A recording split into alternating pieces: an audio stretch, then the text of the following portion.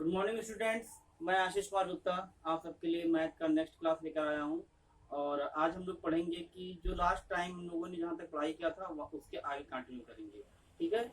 और last time जहाँ तक मुझे याद है पॉलिनॉमियल चैप्टर चल रहा है और उस पॉलिनॉमियल चैप्टर का जो लास्ट एक्सरसाइज है उसमें भी शायद एक या दो क्वेश्चन ऐसे कुछ हैं जो कि नहीं लग रहे हैं कुछ स्टूडेंटों से। उन क्वेश्चनों को हम लोग देखते हैं और उन क्वेश्चनों को आज सॉल्व करने की कोशिश करते हैं कि हाँ कैसे सॉल्व होता है। ठीक है। तो चलते हैं बात करते हैं कि एक्सरसाइज 2.3 का क्वेश्चन नंबर यहाँ पर हमारा है 4 और 5। 3 तक मैंने आप लोग को सॉल्व करा दिया था। 3 तक सॉल्व हो गया होगा। अगर 3 तक की कोई किसी को प्रॉब्लम है तो कमेंट करके मुझे बता सकता है कि हाँ ये क्वेश्चन मुझे नहीं आया है, मैं उसका सोल्यूशन उसको बता दूंगा। ठीक है। क्वेश्चन नंबर 4 जो है, क्वेश्चन नंबर 4 में देखिए इसमें सीधा सा कह सकते हैं कि विभाजन एल्गोरिदम का यूज करिए, डायरेक्टली सॉल्व हो जाएगा। कैसे मैं बता देता हूँ, थोड़ा सा इसको हल्का सा समझाऊंगा। जैसे यहाँ पर दिया गया है कि एक बहुपद दिया गया है। बहुपद क्या है, यहाँ पर हमारा एक्सरसाइज जो है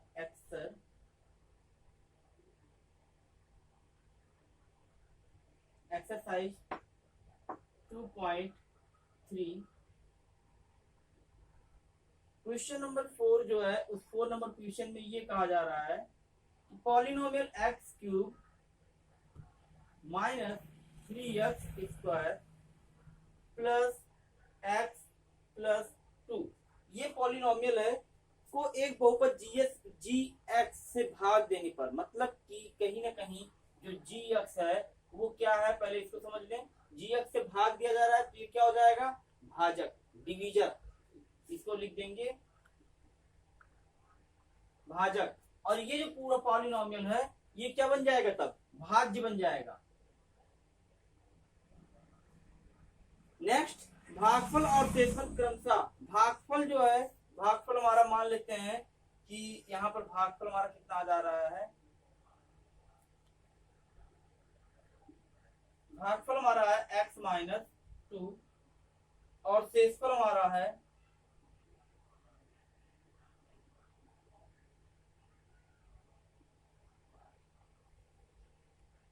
-2x प्लस 4।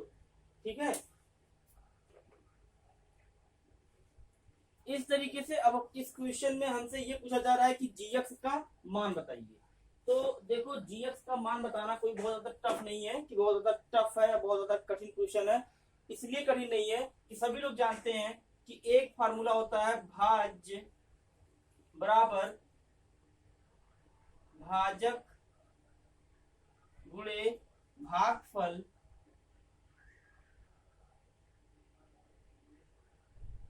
और प्लस शेषफल। सभी लोग इस फार्मूले को याद होगा, सभी लोग को कह सकते हैं डिवीजन एल्गोरिदम थ्योरम है ये हमारा, ये प्रमेय है, उससे ये होता है। यहां से अगर भाज्य बराबर भाजक गुणे भागफल प्लस शेषफल होता है तो यहां से हमें निकालना क्या है, भाजक। तो इस टर्म को अगर हम लोग यहाँ पर जीएक्स लिख दें गुणे भागफल कितना आया है x-2, शेषफल कितना आया है -2x प्लस 4 और यहाँ पर भाज्य हमारा कितना है x³ minus 3x² plus x plus 2। अब इसको सॉल्व करना कौन सा कठिन काम है, कोई कठिन काम नहीं है। क्यों, क्योंकि अगर हम इसको ध्यान से देखें तो यहाँ से इस टर्म को हमें अगर gx निकालना है तो क्या करेंगे, gx के लिए यहाँ से हमारा हो जाएगा, इस gx को यहीं रहने देते हैं, बाकी टर्मों को इधर भेज देते हैं। तो ये तो है एडिशन में, तो ये आएगा इधर क्या हो जाएगा, सब्सट्रैक्शन हो जाएगा। तो इस तरीके से यहाँ पर क्या हो जाएगा, x³ minus 3x² plus x plus 2 minus 2x plus 4 equal to gx x-2। और यहाँ से हमारा ये दिख रहा है कि ये और ये टर्म यहाँ से इससे सॉल्व हो जाएगा। कितना आ जाएगा, और एक काम करो कि gx वाला टर्म इधर लिख दो और इस वाले टर्म को इधर लिख दो, कर देते हैं। तो ये हो जाएगा gx बराबर, इसको लिखेंगे कितना, x³ माइनस 3x² और ये x है, ये -2x है, तो ये हो जाएगा -x, यहाँ +2 और प्लस, तो ये हो जाएगा +6 और डिवीजन में यहाँ पर ये मल्टीप्लाई में नंबर है ना, तो ये क्या हो जाएगा, डिवीजन में चला जाएगा, तो ये हो जाएगा x माइनस 2। अब तो कहीं ना कहीं सबको समझ में आ गया होगा कि gx निकालना काफी इजी है। क्यों? क्योंकि अब इसको सिर्फ इससे डिवाइड कर देना है, डिवाइड करने पे जो आएगा वही हमारा रिजल्ट हो जाएगा।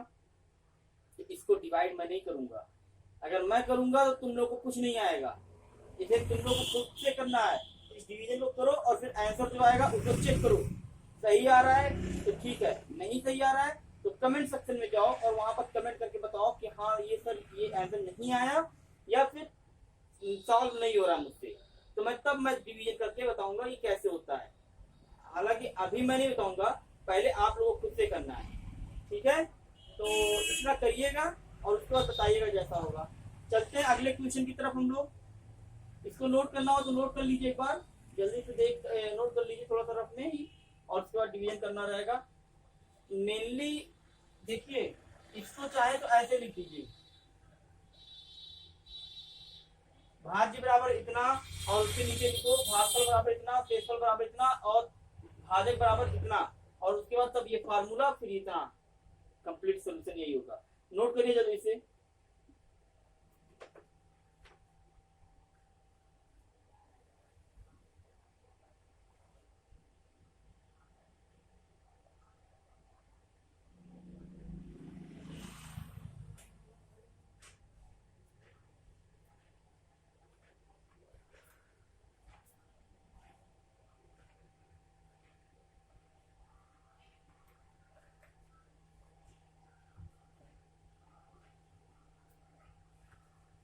चलते हैं अगले क्वेश्चन की तरफ। Question number 5। क्वेश्चन नंबर 5 में कुछ भी नहीं है और सिर्फ और सिर्फ कंसेप्ट का खेल है। कंसेप्ट अगर क्लियर है तो कहीं ना कहीं सबको वो क्वेश्चन सॉल्व करने में ज्यादा टाइम नहीं लगेगा, लेकिन अगर कंसेप्ट कह सकते हैं कि कंसेप्ट नहीं क्लियर है तो वो ये क्वेश्चन किसी से नहीं हो पाएगा, ठीक है? तो चलते हैं क्वेश्चन नंबर 5 की तरफ हम लोग और देखते हैं क्या है क्वेश्चन नंबर 5।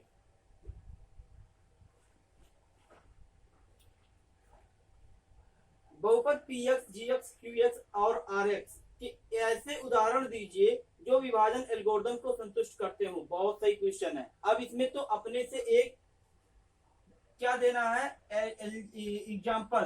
तो एग्जाम्पल में तो कोई भी एग्जाम्पल कोई भी दे सकता है, लेकिन एग्जाम्पल तो कोई दे सकता है, कुछ भी दे सकता है, लेकिन एग्जाम्पल हमारा कुछ भी ऐसे नहीं, कुछ कंडीशन दिया गया है, उस कंडीशन को फुलफिल करना चाहिए। जैसे पहला कंडीशन क्या दिया गया है, घात px बराबर घात qx।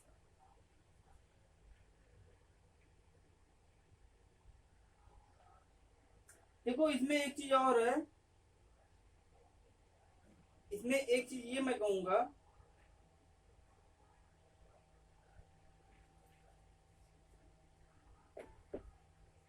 यहाँ पर इन सारे जो px, qx, gx, rx है, इसमें कुछ बताया नहीं गया है कि हाँ ये क्या है, बहुपद है, भाजक है, भाज्य है, शेषफल है या क्या है, हमें कुछ बताया नहीं गया। लेकिन हमें क्या करना है, मान के चलना है। कैसे मानना है, जो अभी तक हम लोगों ने कंसेप्ट डिवीजन एल्गोरिथम में यूज किया था, जहां पर जो जितने भी साइन है, जिन साइनों को जैसे जैसे यूज किया था, जैसे जैसे समझा था, वैसे वैसे इनको समझ लेंगे। मतलब कि इसको मान लेते हैं कि ये भाज्य है, ये भाजक है, तो ये भागफल हो जाए, ये एक्चुअली जीएक्स क्यूएक्स होगा।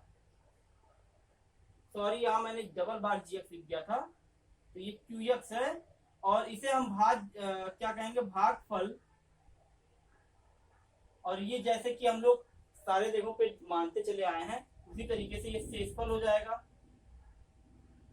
अब इस तरीके से अब जरा ध्यान दीजिए कि घात px और घात qx का मान बराबर हो, तो घात px मतलब कि भाज्य और qx का मतलब भागफल, तो इसका मतलब भागफल और भाज्य, भाज्य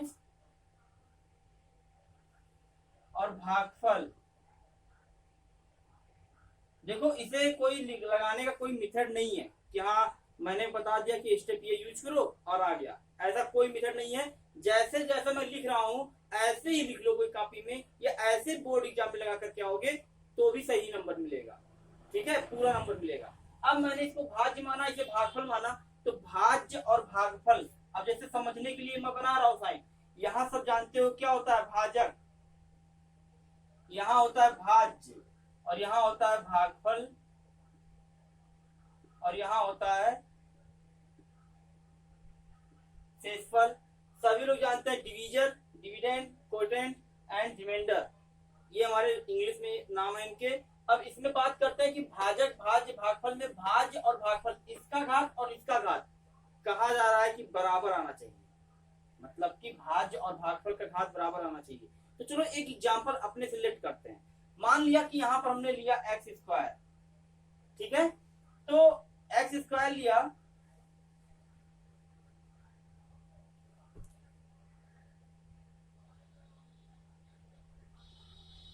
अच्छा एक चीज इसमें रुको जरा, इसमें जो बताना है वो हमें क्या बताना है, बहुपद में ऐसे उदाहरण दीजिए जो विभाजन एल्गोरिथम को संतुष्ट करते हो। तो एक मिनट, इसमें एक्चुअली मुझे ये देखना है, सारे टर्मों को लेना है, ठीक है कोई दिक्कत नहीं।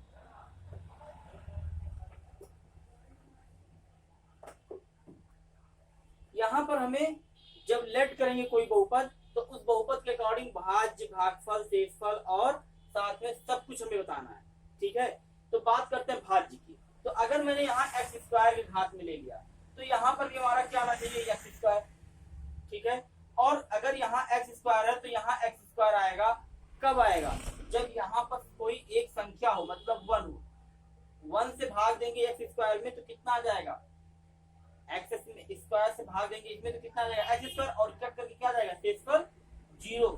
इसका मतलब ये हुआ कि जो भाज्य लेंगे जिस घात का, या जिस घात का यहाँ पर लेंगे, उस घात का कहीं ना कहीं भागफल में लाने के लिए यहाँ पर हमें संख्या लेना पड़ेगा, एक अचर लेना पड़ेगा। और मान लो अगर x ले लें, यहाँ x ले लें, तो एक्स स्क्वायर से भाग देंगे तो क्या हो जाएगा, एक्स क्यूब, तो एक्स क्यूब तो लाना नहीं है, तो यहाँ होना चाहिए 1।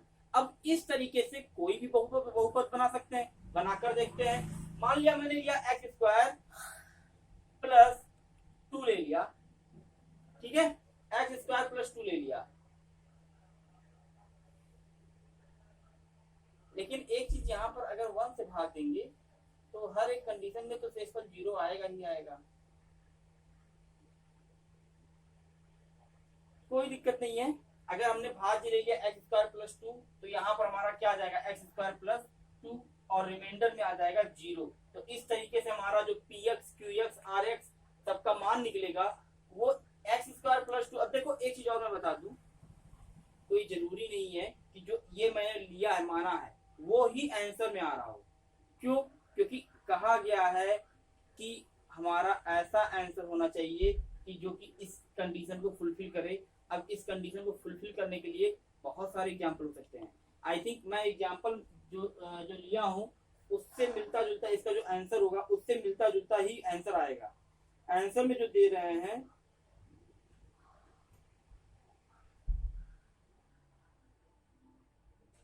ठीक है, आंसर में मैंने देखा है और यहाँ पर इन्होंने जो लिया है वही लिया है, सही लिया है। देखो मैंने क्या किया है, जो लिया है यहाँ पर मैं एक एक करके बताता हूँ और आंसर से मैं कंपेरिजन करके भी दिखाऊंगा, ठीक है। यहाँ पर जो है क्या आया मेरा, भाजक, भाजक को मैंने क्या कहा था, जी एक्स, मतलब मैं एक एक करके नाम लिख देता हूँ, पहले पी एक्स, जी एक्स और क्यू एक्स और आर एक्स। अब यहाँ पर मैंने पी एक्स जो लिया है वो लिया है एक्स स्क्वायर प्लस 2, और भागफल जो आया हमारा वो आया भाजक, जी एक्स जो है भाजक होता है, और मैंने भाजक ले लिया 1, ठीक है, एक्स स्क्वायर प्लस 2 और 0। जो आंसर आ रहा है उस आंसर को भी मैं लिख दे रहा हूँ, क्यों, क्योंकि मैं सिर्फ और सिर्फ इसको बताना चाहता हूँ कि ये 100% सत्य है, ये सही है, जो लेट किया है मैंने जो मान करके बताया है वो 100% सही है। कैसे सही है, अभी मैं जब आंसर लिखूंगा तो उससे कंपेरिजन करा कर दिखाऊंगा। आंसर में जो आ रहा है वो आ रहा है 2x² माइनस 2x प्लस 14 और gx का मान 2 x² माइनस x और रिमाइंडर 0। अब बात करते हैं, थोड़ा सा डिस्कशन करते हैं। देखो जो मैंने लिया इसमें देखो सबसे पहले तो क्वेश्चन समझो। क्वेश्चन में कहा गया है कि इन 1 2 3 4 इन 4 वैल्यूओं का मान बताइए जो डिवीजन एल्गोरिथम को संतुष्ट करता हो। डिवीजन एल्गोरिथम का मतलब वही होता है जो मैंने लिखा था, भाज्य बराबर भाजक गुणे भागफल प्लस शेषफल।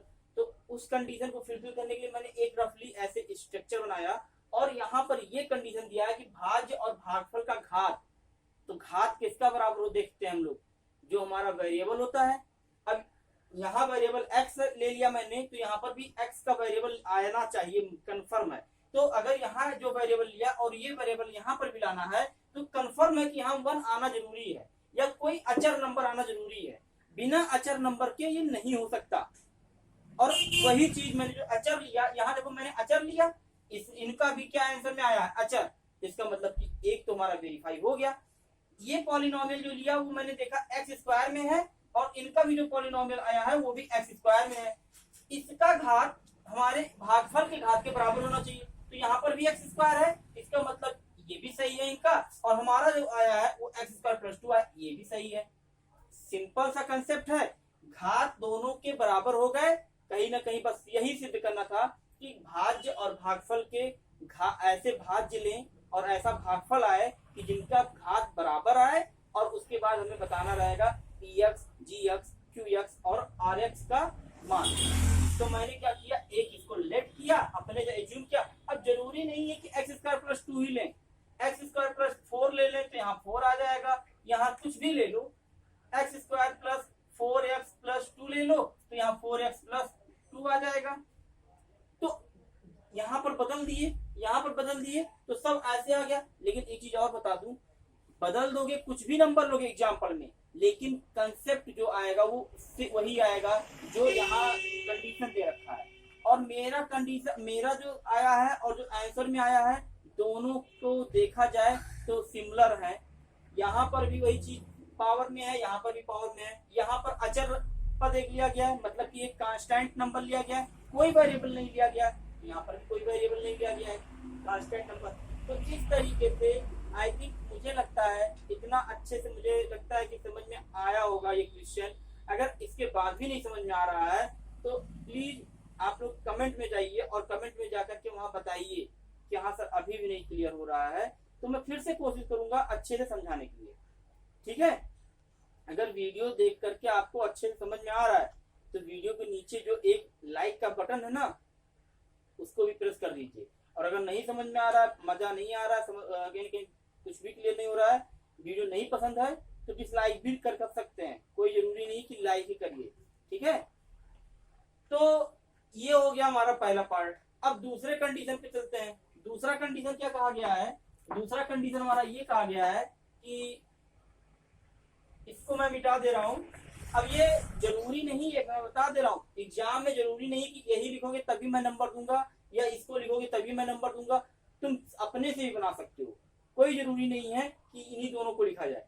कोई भी एग्जाम्पल लो, लेकिन वो कंडीशन इसके पूरे पे संतुष्ट होना चाहिए, बस। ओके,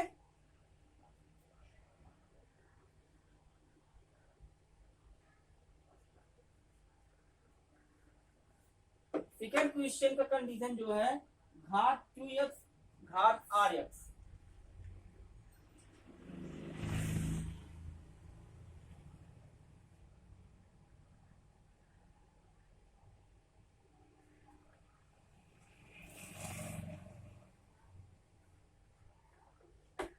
यहाँ पर ये कहा गया है घात 2x और घात rx का जो घात है वो बराबर होना चाहिए। अब घात qx कहाँ होता है, qx क्या है और rx क्या है ये समझ लेते हैं।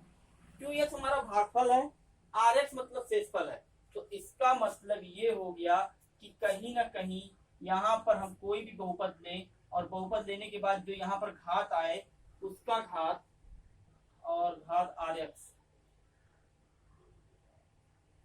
यहाँ का घात, इन दोनों के घात, मतलब कि यहाँ का x के पावर जो यहाँ पर हो जो यहाँ पर हो, मतलब ये हुआ यहाँ का x के पावर में जो आएगा वो और यहाँ पे x के पावर में जो आएगा वो, दोनों के पावर इक्वल होना चाहिए। तो ऐसा सिचुएशन कब बनेगा?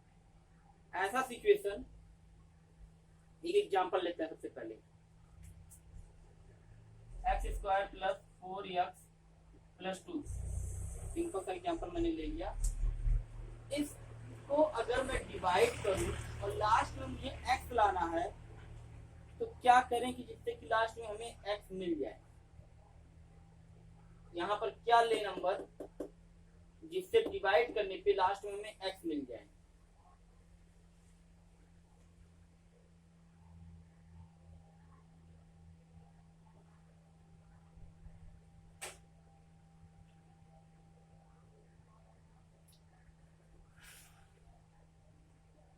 या ये तो समझ में हमको आ गया, x प्लस 1 लेकर तो x स्क्वायर प्लस x और यहाँ से x अगर लेते हैं तो ये हो जाएगा, यहाँ से x एक कट जाएगा 3 और plus 2, 3x plus 2, 3x plus 2 और 3x प्लस 2 को अगर सॉल्व करने जाए हम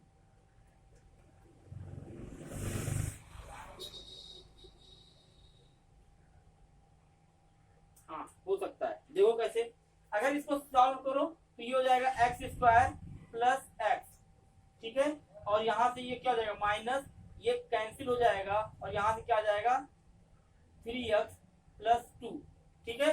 अब इसके बाद हम क्या करेंगे, यहाँ पर प्लस 2 से डिवाइड करेंगे, तो 2 से करेंगे तो क्या हो जाएगा 2x प्लस 2 और फिर यहाँ सब्सट्रैक्ट करेंगे तो सब्सट्रैक्ट करने पे क्या आ जाएगा x आ जाएगा और ये क्या हो जाएगा कैंसिल हो जाएगा। कितना मतलब बढ़िया सिंपल सा सेट हो गया, मुझे ज्यादा कुछ मेहनत नहीं करना पड़ा, आराम से ये अपने आप आ गया। अब इसको अगर आंसर देना है तो अब पहले तो ये समझ में आ गया होगा आप लोग को कि यहाँ के नंबर्स का जो घात है वो और यहाँ का घात जो है वो बराबर आना चाहिए। तो यहाँ पर भी x आया है, यहाँ पर भी x आया है, हो गया काम खत्म। अब इसके बाद मैंने जैसे जैसे किया वैसे वैसे आप लोग को भी करना रहेगा। इसको रफ स्ट्रक्चर पे बना सकते हैं या फिर रफ स्ट्रक्चर पे नहीं, मेन कॉपी पे ही, मेन जगह पे ही ऐसे बना करके दिखा करके और फिर यहाँ पर क्या करना है, तो लिखना है px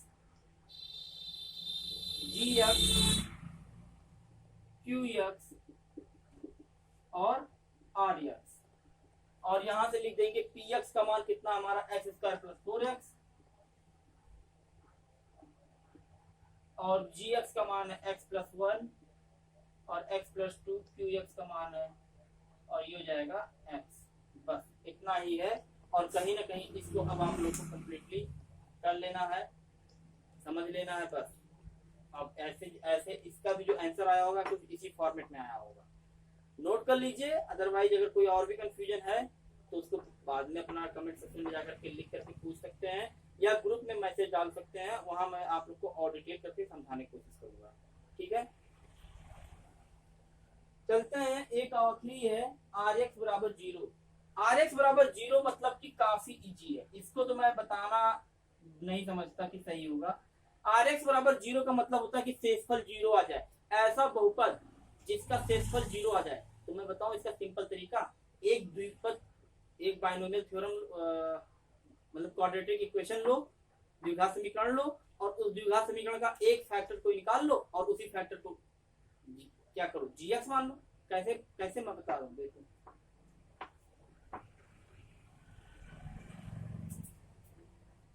जैसे देखो ये मैंने क्या किया, कंडीशन ये कहा गया है Rx बराबर 0 आ जाए, तो मान लेते हैं कि एक मैंने ले लिया,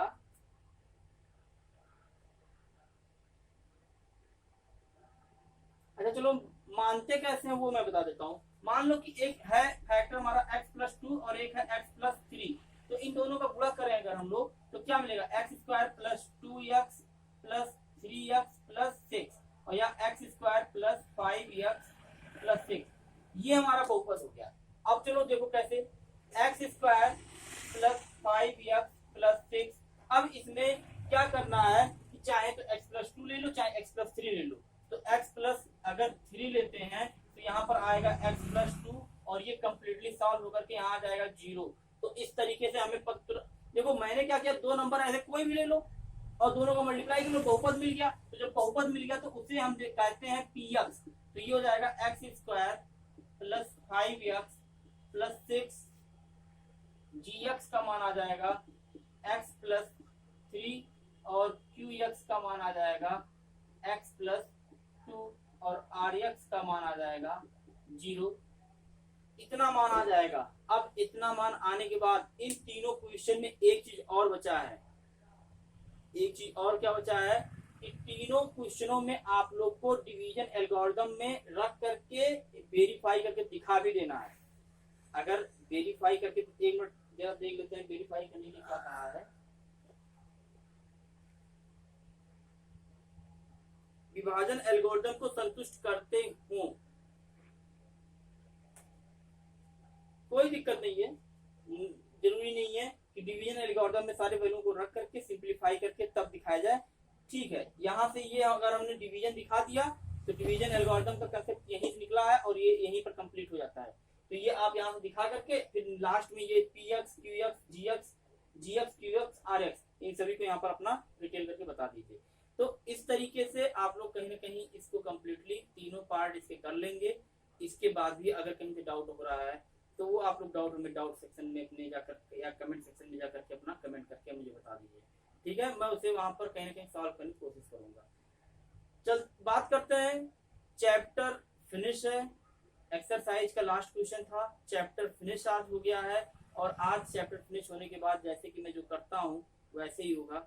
अब आप लोग को 1-2 दिन तक प्रैक्टिस सेट मिलेगा और उसके बाद फिर हम लोग अगला चैप्टर मतलब 3rd नंबर चैप्टर स्टार्ट भी करेंगे। ठीक है, तो कहीं ना कहीं अभी तक का जितना भी मैंने पढ़ाया उसका रिस्पांस मुझे बहुत अच्छा मिल रहा था। अभी तक मैंने देखा है काफी बच्चे पढ़ भी रहे हैं, काफी बच्चे क्वेश्चन भी पूछ रहे हैं। लेकिन इधर कुछ दिनों से मैं भी रेगुलर नहीं था, कुछ दिनों से स्टूडेंट भी रेगुलर नहीं कुछ हैं, और अगर कहीं ना कहीं कुछ जो एक कह सकते हैं कि हम लोग के बीच का जो एक माध्यम है वो कहीं ब्रेक हो रहा था, तो उस चीज को मैं कहना चाहूंगा कि अब सब लोग अपना फिर से एक लाइन से मतलब कहीं ना कहीं एक लय में फिर से शुरू कर दीजिए पढ़ना। कल से मैं प्रैक्टिस सेट दूंगा, उस प्रैक्टिस सेट का कहीं ना कहीं सोल्यूशन आप लोग को दिन भर के अंत में देना रहेगा। मैंने पहले बताया उसका प्रोसेस क्या क्या कैसे कैसे होता है। लास्ट शाम तक कहीं ना कहीं जिसका भी सोल्यूशन आता है उन सभी का मैं नाम नोट करता हूँ, अगले दिन उनका नाम के साथ में क्लैपिंग कराता हूँ। फिर 1-2 प्रैक्टिस सेट कंप्लीट जैसे होता है फिर मैं नया एक एक्सरसाइज चैप्टर स्टार्ट कर दूंगा। ठीक है, तो आज के लिए बस इतना ही रहेगा और अगले क्लास में हम लोग मिलेंगे एक नए चैप्टर के साथ में। ठीक है, ओके।